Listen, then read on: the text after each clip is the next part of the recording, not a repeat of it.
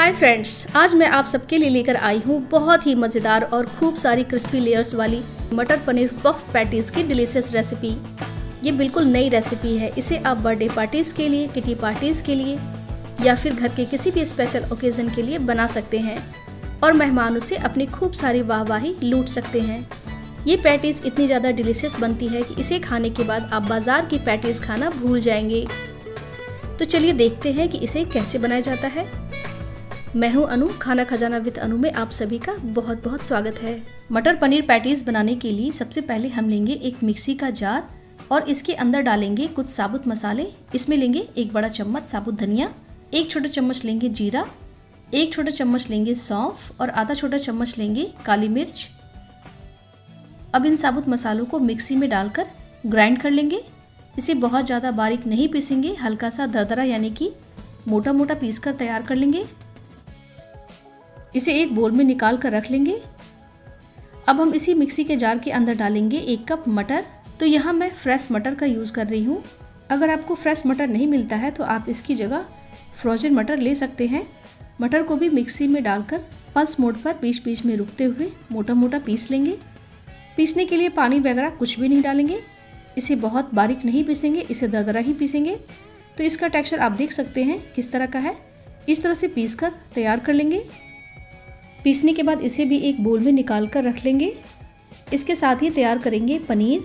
200 ग्राम पनीर लेंगे, इसे छोटे छोटे क्यूब्स में कट कर लेंगे। एक प्याज को बारीक चॉप कर लेंगे। 2 बड़े चम्मच बारीक कटा हुआ हरा धनिया लेंगे। चॉप किए हुए 2 हरी मिर्च लेंगे। 1 इंच चॉप किया हुआ अदरक लेंगे। 3 से 4 लहसुन की कलियां लेंगे, इसे भी बारीक चॉप कर लेंगे। अब हम पैटीज़ का डो बनाएंगे। तो डो बनाने के लिए सबसे पहले एक बोल के ऊपर छन्नी रखेंगे और इसी छन्नी के अंदर डालेंगे 2 कप मैदा, आधा छोटा चम्मच डालेंगे बेकिंग पाउडर। आटा को छान लेंगे।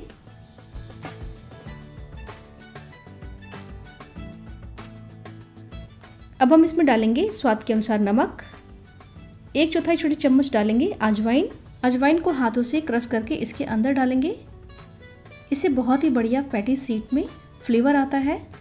पैटीज़ को क्रिस्पी बनाने के लिए इसमें डालेंगे 3 बड़े चम्मच पिघली हुई घी। आप इसमें मेल्टेड बटर डाल सकते हैं, कुकिंग ऑयल डाल सकते हैं। घी को अच्छी तरह से आटे के साथ मिक्स कर लेंगे।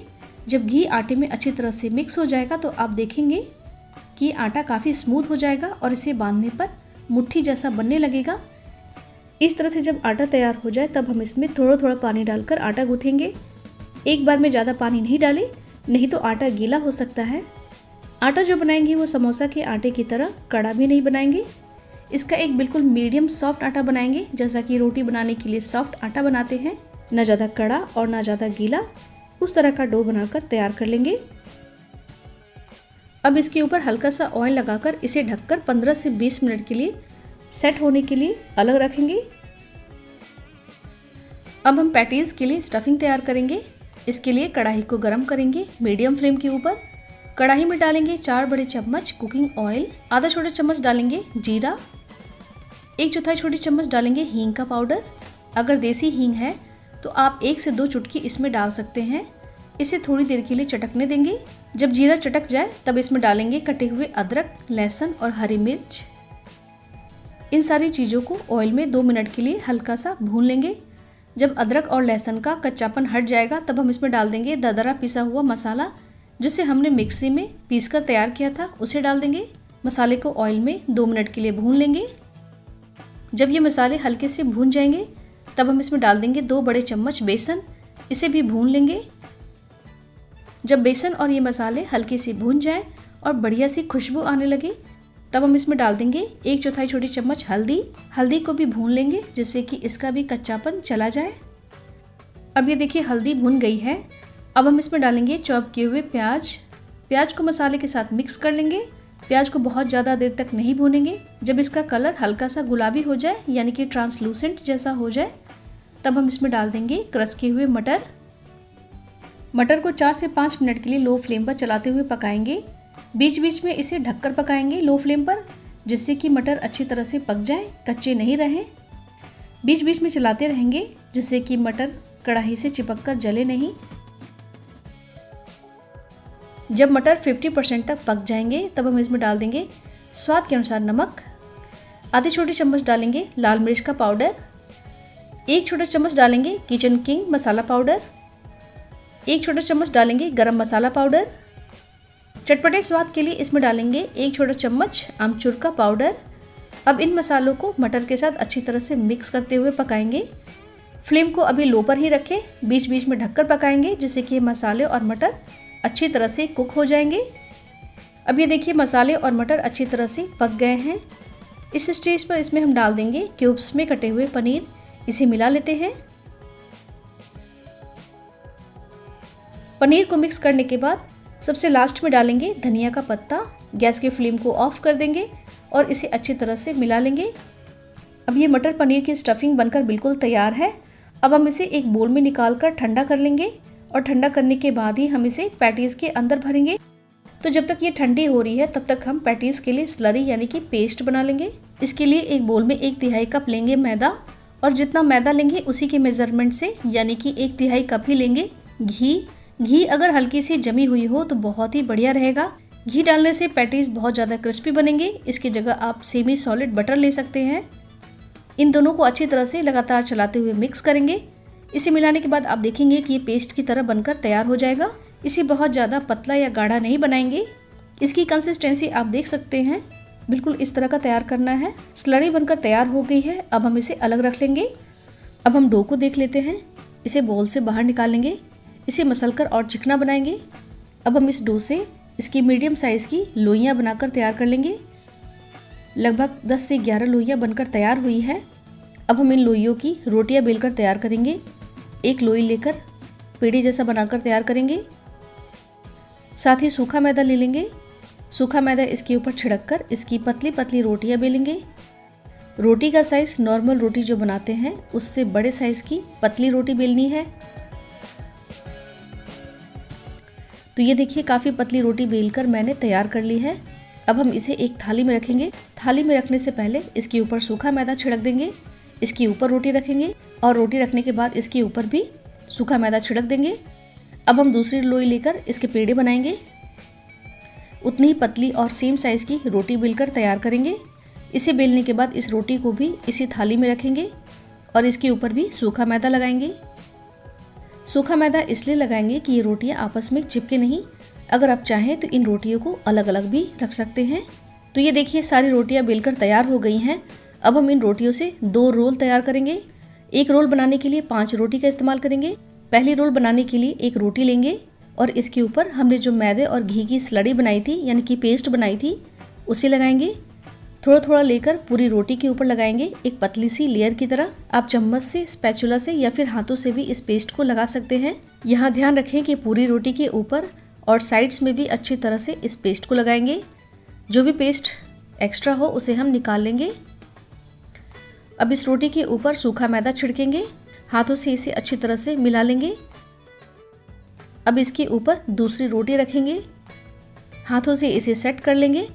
इन रोटियों के बीच एयर पॉकेट्स बन जाते हैं तो इसे हटाने के लिए बेलन से एक ही डायरेक्शन में बेलेंगे।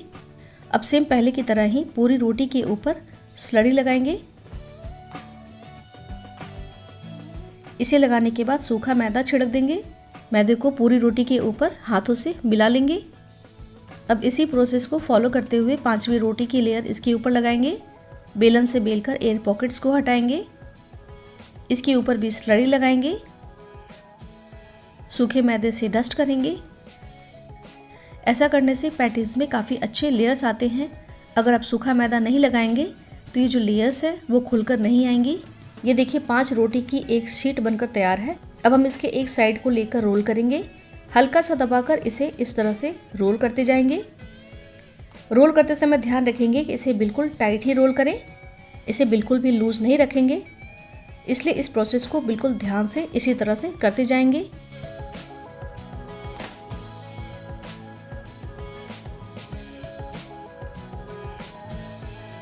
रोल करने के बाद इसे उसी डायरेक्शन में हल्का सा प्रेशर देते हुए इसे रोल करेंगे और खींचकर पतला करेंगे। रोल बनकर तैयार है। अब हम इसे तेज चाकू की मदद से काट लेंगे। इस रोल के ऊपर 2 इंच की दूरी पर कट का निशान लगाएंगे और इसे 4 पार्ट में काट लेंगे। इसे चाकू से जल्दी जल्दी नहीं काटेंगे, इसे आराम आराम से कट करेंगे। इससे इसके अंदर की जो लेयर्स हैं वो ख़राब नहीं होंगी, इसलिए आराम से ही कट करेंगे।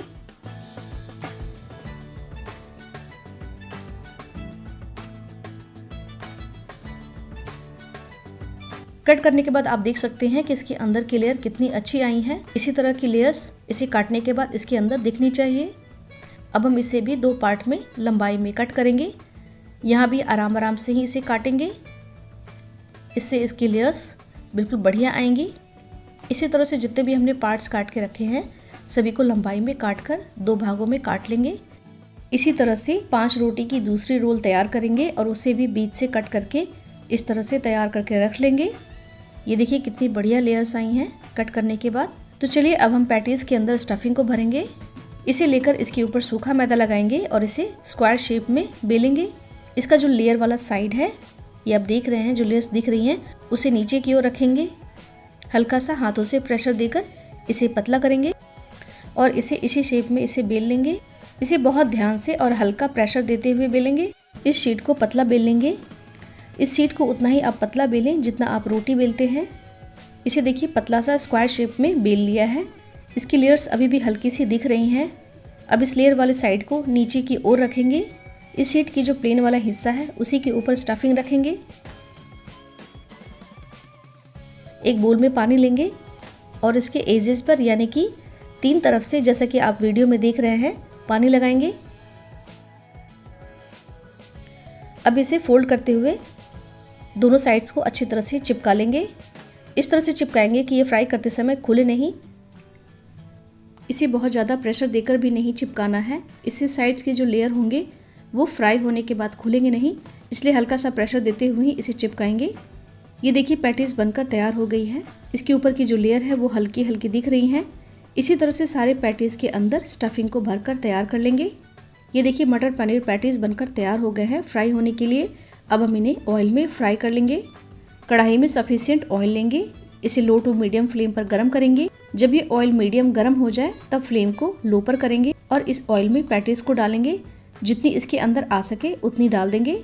अब इसे लो फ्लेम पर आराम से फ्राई होने देंगे।